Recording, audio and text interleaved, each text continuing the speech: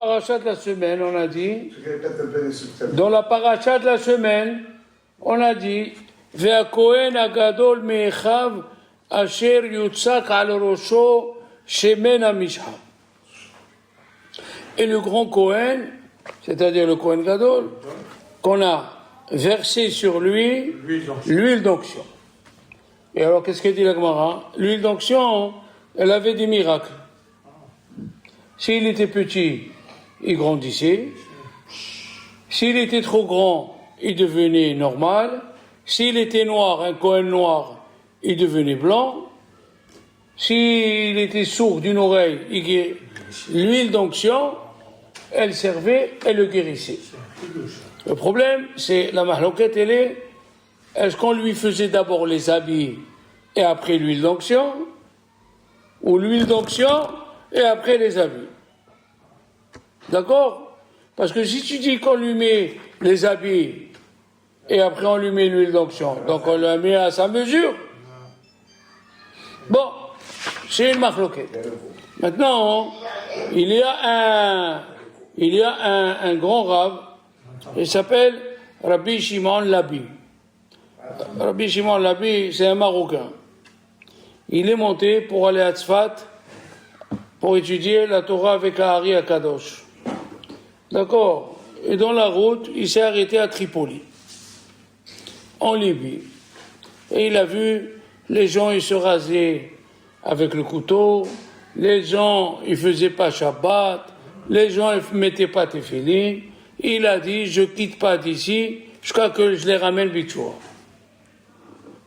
Il y a un autre rave qui a fait ça pareil. Rabbi Haim Ben Attar, il montait pour aller en Israël, il est arrivé à Livorno, ils lui ont dit, les gens, ils se rasent la barbe avec le couteau, ils font pas Shabbat, ils mangent n'importe quoi. Il est resté 2 ans. Rabbi Haim Ben Attar, je crois qu'il les a ramenés tous Bichoua.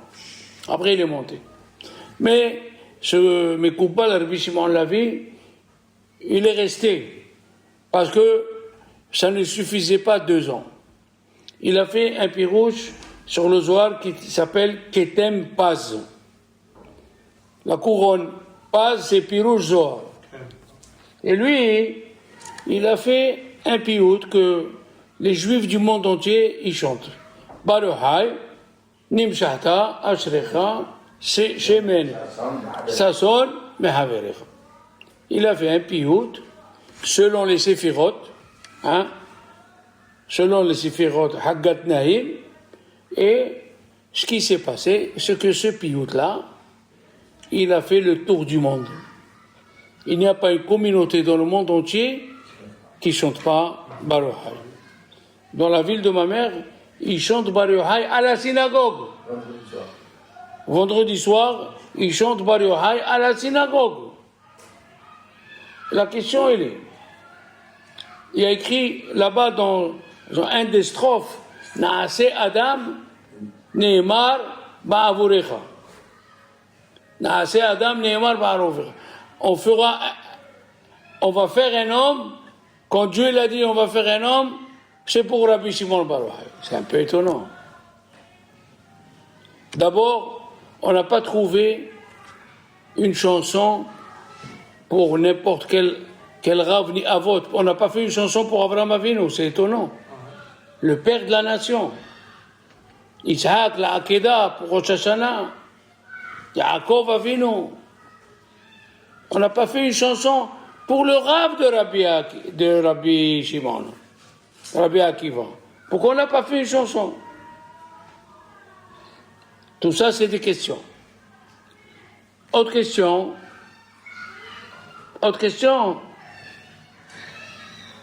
Pourquoi tout le monde est inclus Rabbi Meir Ba'alanis? Pourquoi tout le monde va dans le kever de Rabbi Meir et de Rabbi Shimon? Qu'est-ce qu'il y a de spécial?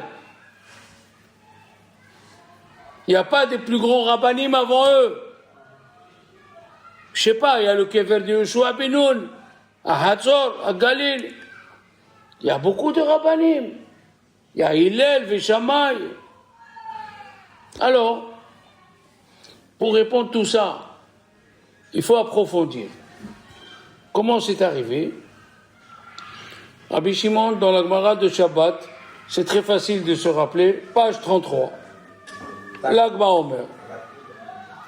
L'Agma Omer, page 33.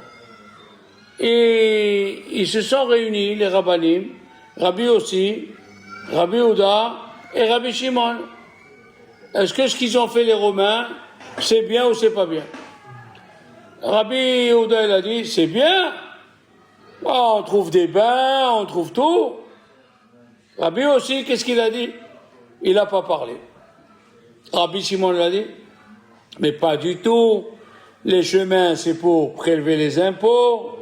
Tu peux aller à Paris en train sans payer. C'est pour prélever les impôts.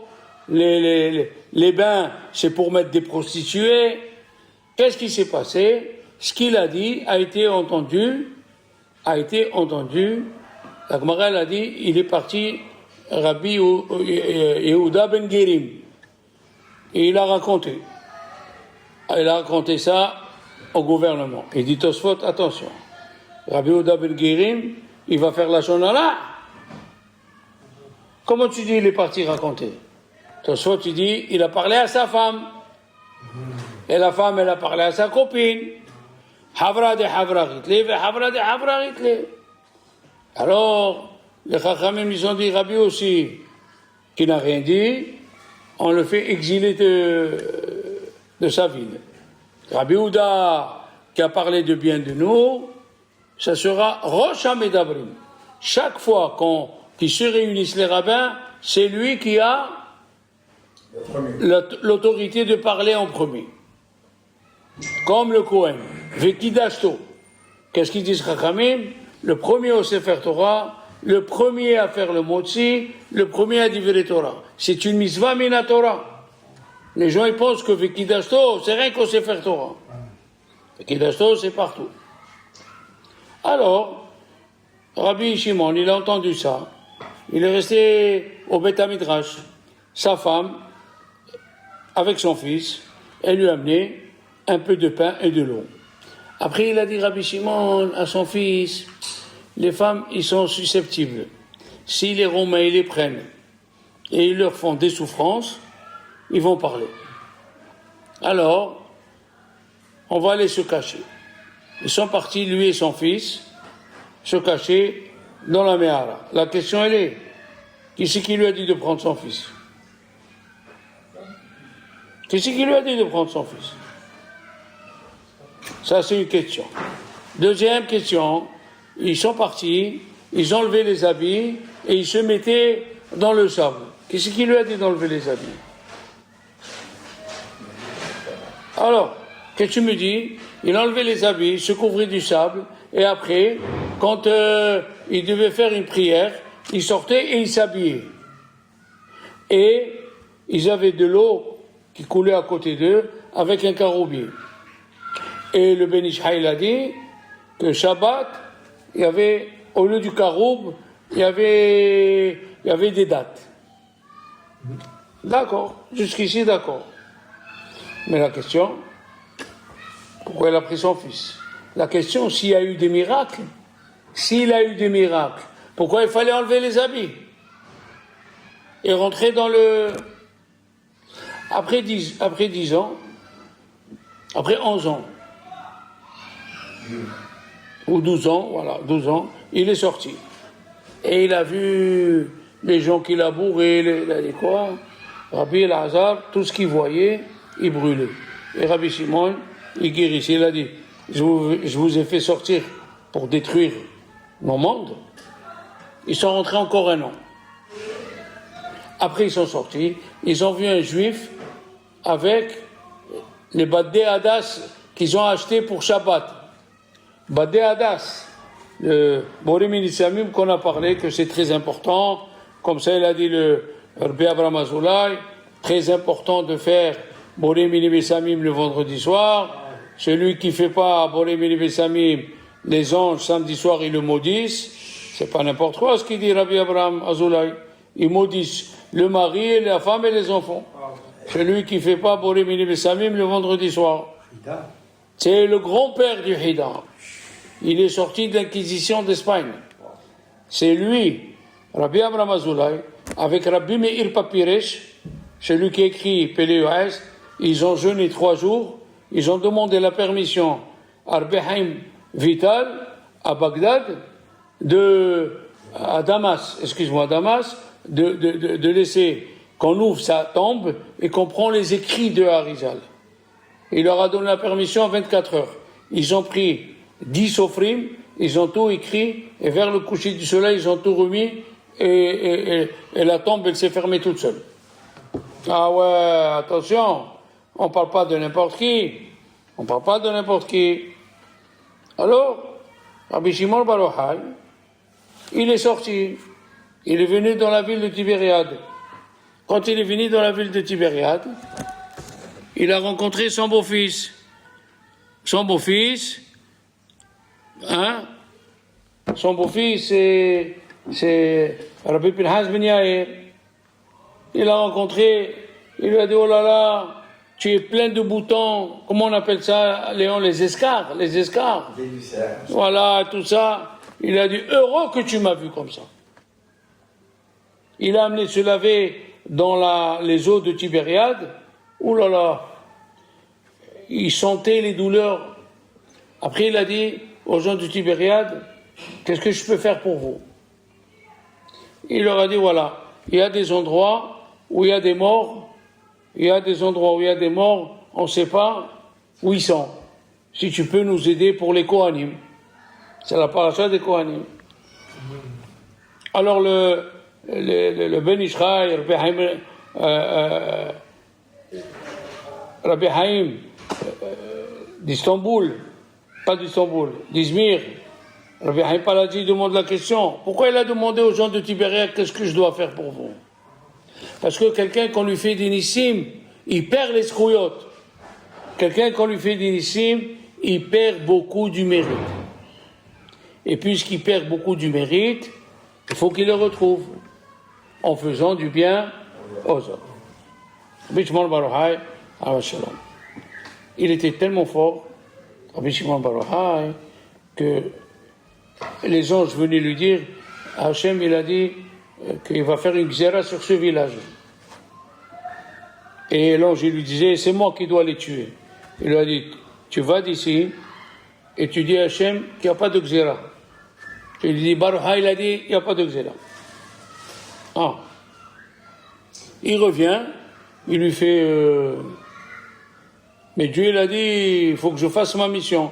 Il lui a dit, écoute bien, si tu t'approches de ce village, avec les noms de Dieu que j'ai, je vais te mettre dans un endroit que jamais tu sortiras de ta vie. Il lui a dit, excuse-moi. Maintenant, écoutez bien. Au fur et à mesure, on va parler. La première des choses, vous devez savoir qu'il y a le secret de la Torah, le sod.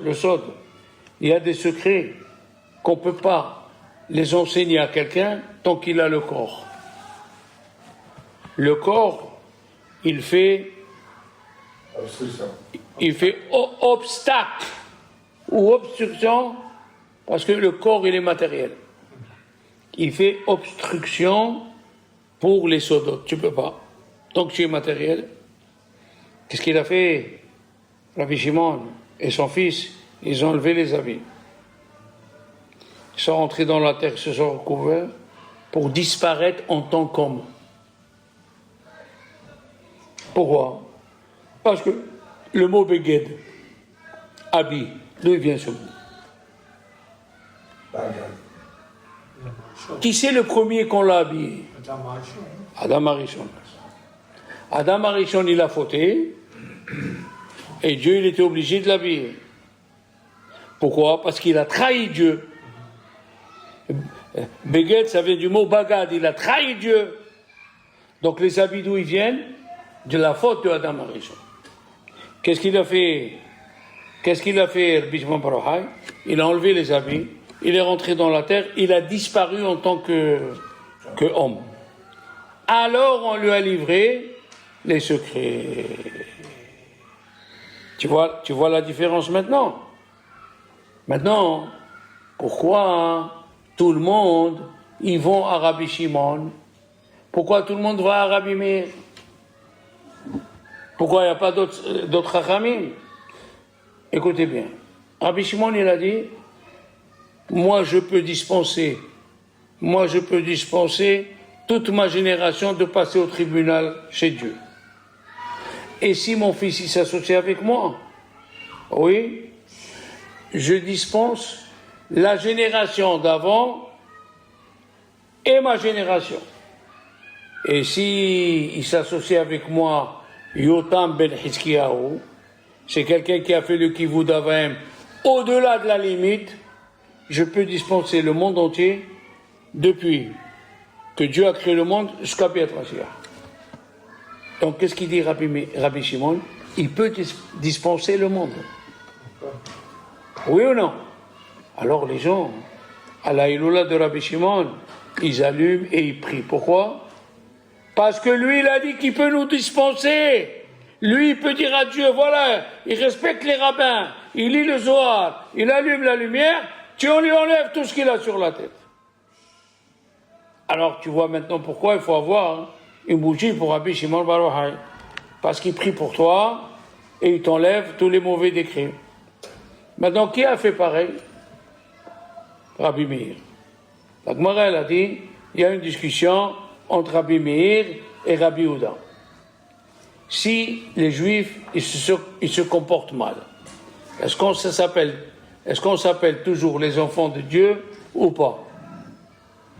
Rabbi Yehuda, il a dit, si tu te comportes pas bien, tu t'appelles pas enfant de Dieu, tu es esclave. Et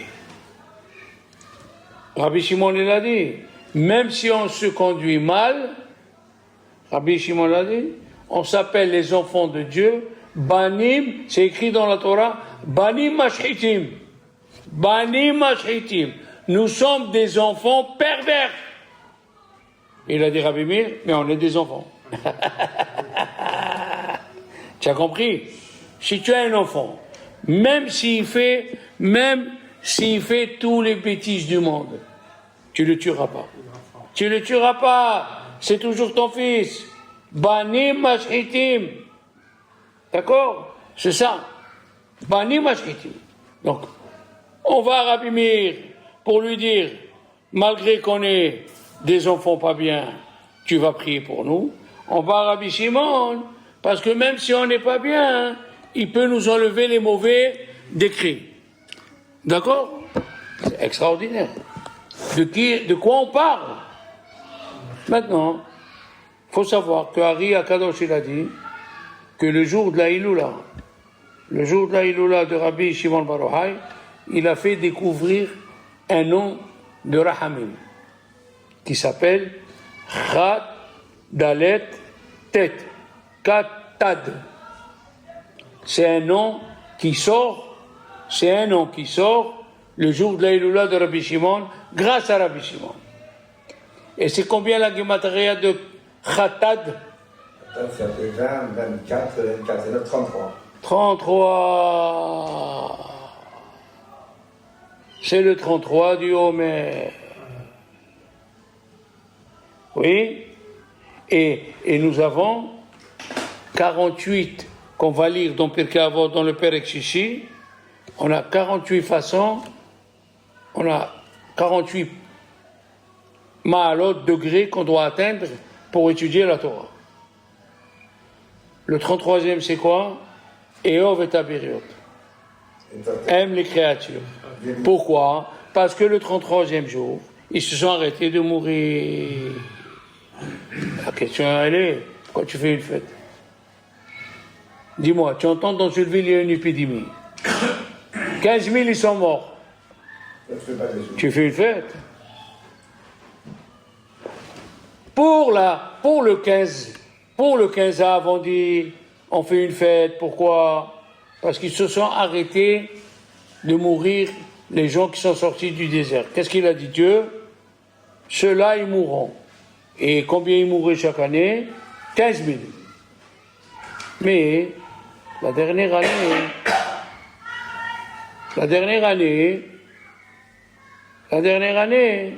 ils ne sont pas morts les 15 000. Pourquoi? Il y a beaucoup d'explications. Parce que chaque année, ils devaient creuser une tombe et se mettre dedans. Et alors, tout le monde priait, mais chacun disait, peut-être c'est l'autre, peut-être c'est pas moi. Mais les 15 000 derniers, ils ont prié de tout leur cœur. Et comme ils ont prié de tout leur cœur, Dieu les a écoutés, il les a pas tués. Mais ici, les 24 000 élèves de Rabbi Akiva, on a parlé déjà.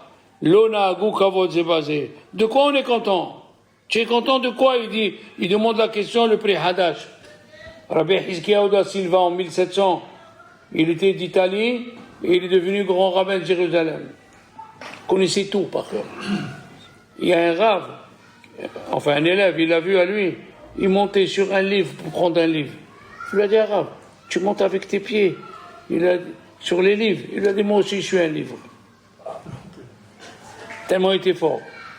Le prix Hadash. Alors tous les rabbinim y répondent. Vous savez pourquoi on fait la Iloula? Vous savez que le Magen Avraham, il a amené au nom du Knesset Hagedolah qu'il y avait un grand rave à Tzfat qui s'appelait Rabbi Abraham al-Levi Beruchim. Je vous ai déjà parlé de lui.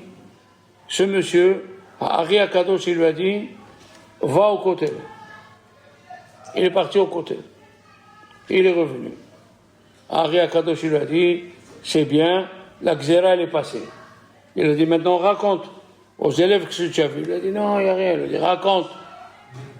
Il a dit, une femme noire est sortie du mur, c'est la Shekhina, elle m'a dit, Abraham, ne pleure pas, la Gézéra, elle est passée. Rabbi Abraham Beruchim. Et il a dit, à partir d'aujourd'hui, on ne t'appelle plus Rabbi Abraham Alevi, on va t'appeler Rabbi Abraham Alevi Beruchim. Parce que tu as été béni par la Shekhina. Tu me suis? On continue.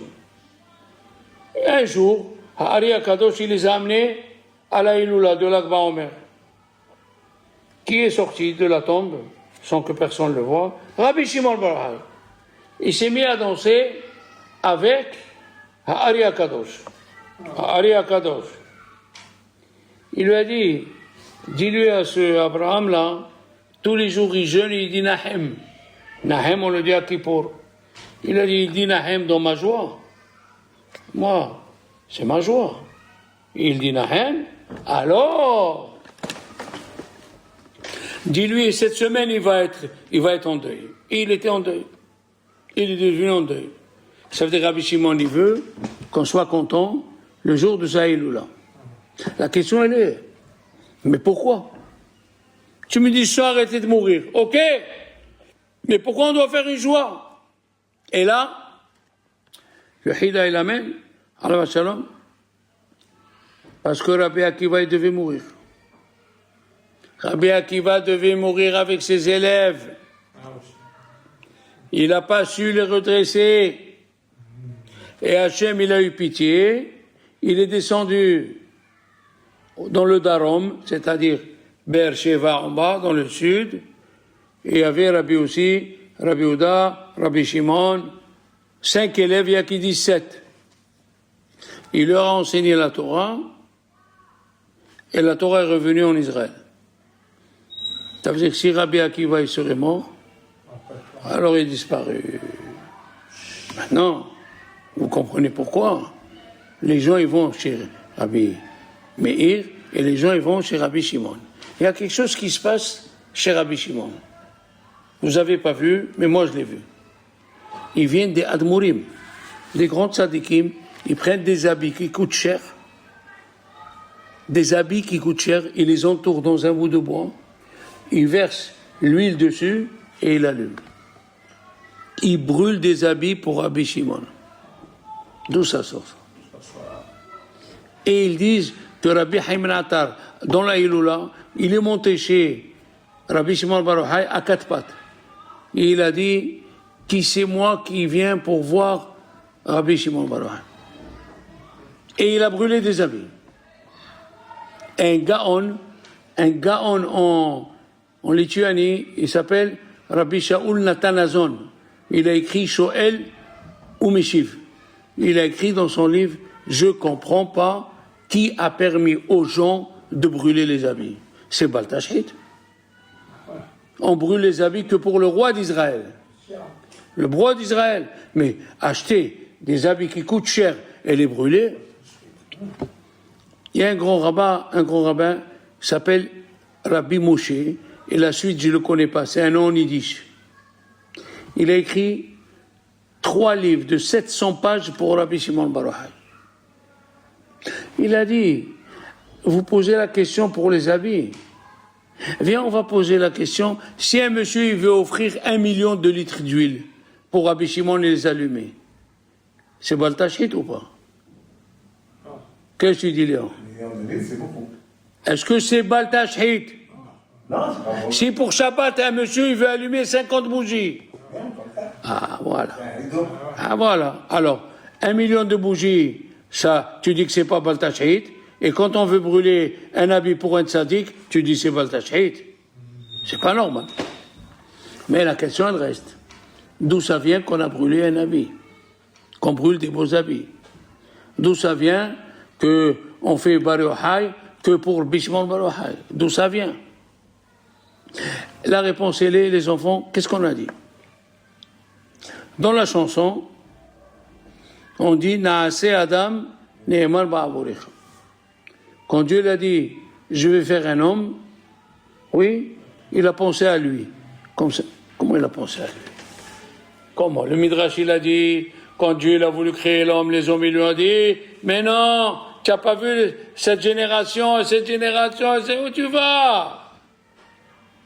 Il leur a dit, dans le passouk c'est écrit, je suis jeune et je suis vieux.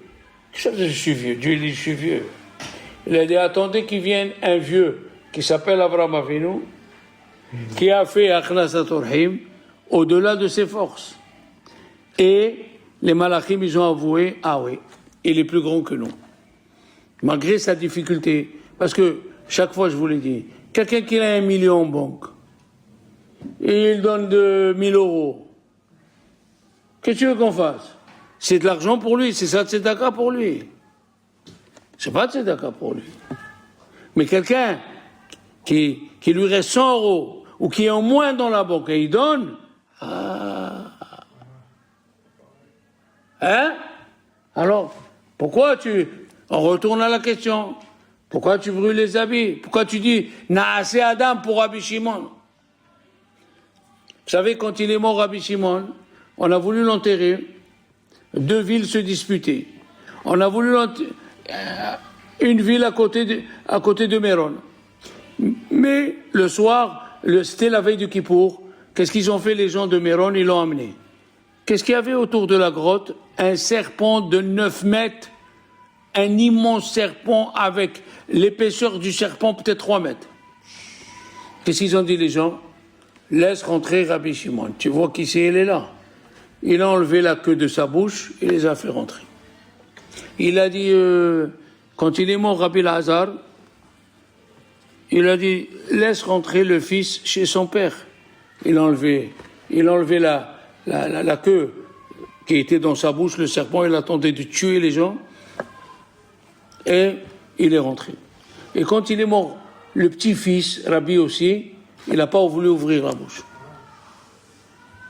Pourquoi? Alors écoutez bien. Avant que l'homme il faute, avant que Adam Arishon il faute, est-ce qu'il avait des habits? Non. Hein? Est-ce qu'il avait des habits? Non, merci. Maintenant, Rabbi Shimon, tellement il a étudié le Zohar, tellement il a disparu en tant qu'homme, il est arrivé au tikkun de Adam Arishon avant la faute. Aucun n'est arrivé à ce degré. Ni Abraham Avinu, ni Yitzhak Avinu, ni Aaron, ni Moshe. Aucun n'est arrivé au degré de Adam Arishon avant la faute. Moshe Rabbeinu, il n'a pas atteint le 50e degré. Il fallait qu'il meure au Har Nevo. Qu'est-ce que c'est Har Nevo? Har Nun Bo. Ici, il y a le 50e. Rabbi Shimon bar Yochai, dans sa vie, il est arrivé au degré de Adam Arishon avant la faute. C'est pour ça qu'on brûle les habits. Alors, les anges, ils ont dit, c'est Adam, quand Dieu il a dit, faisons l'homme, dans le piyut, ça a été dit pour vous, pour lui.